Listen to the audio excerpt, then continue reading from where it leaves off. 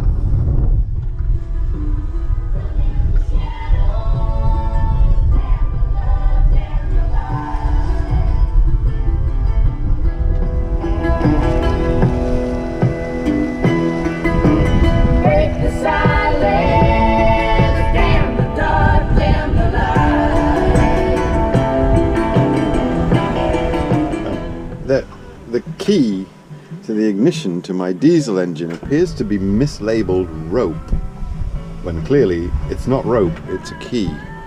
However, that label doesn't refer to the key, that refers to the rope. The rope which I have off the back of the boat, which is, well, theoretically my last chance to survive if I were to fall overboard. I'm trailing a rope, it's not very long, and if I were to fall overboard, I'm always tied on anyway, so I'd probably end up dangling somewhere near the stern, and that rope might be the way to get back towards the stern of the boat, where I have an emergency ladder which I can pull out and climb up. But I do have to remove the rope, haul it in, before I start the engine, otherwise it's going to get wrapped around my propeller and then I'll be really angry. Almost as angry as I was this morning. I was angry this morning because I was very tired. But since then I've had some bacon sandwiches and I've had music blasting all morning, and I'm feeling much better now. It's Billy Joel at the moment. Yourself overheating in the warmth of the midday sun. There's one surefire way to cool down, and that's to put on some classic Robert Palmer. You'll find yourself 1,000 degrees cooler straight away. There's a lady in a turban weather pattern or weather scheme. Big shift. The wind was 0.35 and you know, it was up in the 20s, and now it has veered round to about 0.70, and I'm seeing up to about 13-14 knots. So really I could do all kinds of things to try and maximize my boat speed, but that would involve going out there and hauling things up and down and working up a sweat. And as you can hear, I'm way too cool for that. Now you may hear that I have my engine on. I have my engine on. I'm not ashamed to put my engine on as a sailboat, particularly when we are in fog.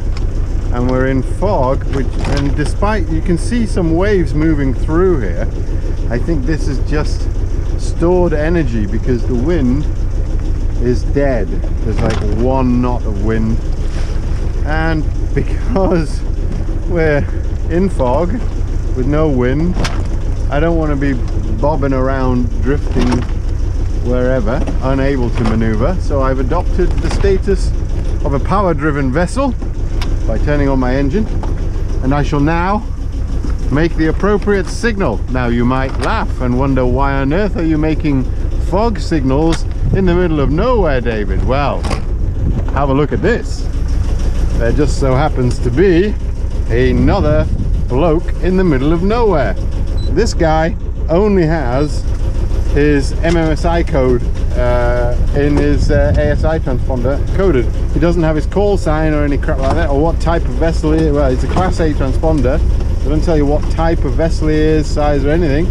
All I know is this distance bearing from me, and the closest point of approach we're going to get within a mile of each other, maybe even less, and that will happen in about 26 minutes. So you know, this is like full house. Got to make a sound signal. I'm a motor vessel, so at intervals of no more than 2 minutes I have to make one long blast, a long blast being between 4 and 5 seconds. Now for this I need some kind of horn, and boy have I got some kind of horn. That sounds a bit rude, that. Look at my horn. Ho ho!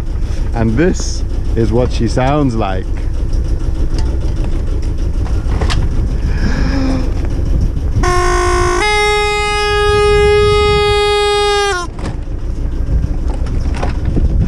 I know, makes me laugh every time I do it too. Let's hope whoever's in that other boat can hear it through his own laughter. What a carry on. Here we can see we're going to pass within 2 miles of each other, which isn't particularly close. I've tried calling him on his radio on channel 16, no reply. DSC call directly to him, no reply. So very unusual. Missing data on his AIS and not responding to the radio, but I have heard his foghorn. There it is, right there.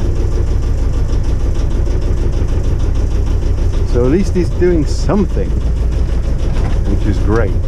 I should go back to smoking my fag. About 1.25 miles off my starboard bow. There, can you see him? You can clearly see him, right? You can clearly no, I can't see anything. However, I can hear him, and I wonder if he can. I only hope he can't. If he can hear me.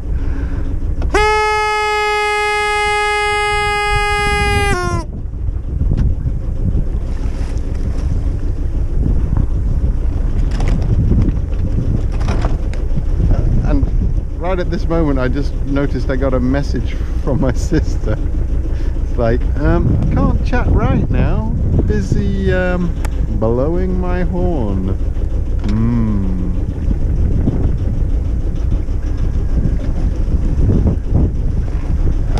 You may wonder how I got a message from my sister.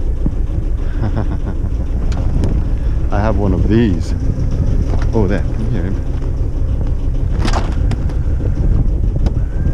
I have one of these, Garmin, it used to be Delorme, InReach Explorer Plus, which is a tracking device which uses satellites, and it's also a communicator, but not a sat phone, it's a sat text messenger. And it's a bit cumbersome, the way that it works, but it works, and so I can send and receive messages, text messages from anywhere on the globe using that. And you can get different plans for how many messages per month.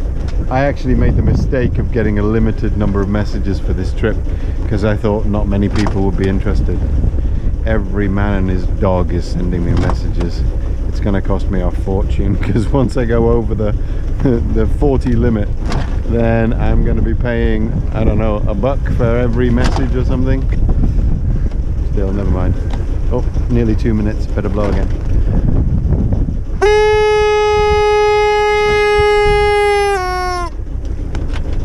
And the comedy value of this video when it goes on YouTube, I think Delorme or Garmin should subsidize my tariff, if you know what I mean. Next one's interesting. Cargo ship, 213 meters long. That's only 205 meters longer than me. CPA, less than a mile. It's fluctuating because we're still quite a distance away. It's going to be in 1 hour and 20 some minutes. But luckily with this guy, we know his name, Hoyanga, and his call sign, which I can pronounce, 9 Victor Alpha Whiskey 9. So we will watch the situation develop. If I was to maneuver, I would like to maneuver to port, which is the wrong way. So, although if I do it now, no one will notice. Well, we'll see. We'll see. Anyway, I must keep blowing.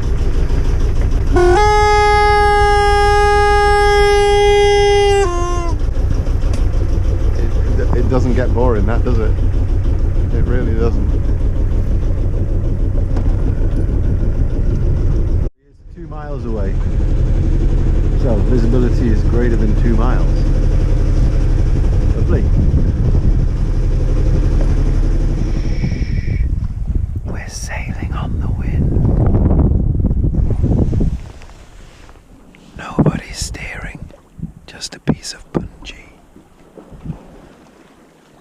And we're going in the right direction. Shh.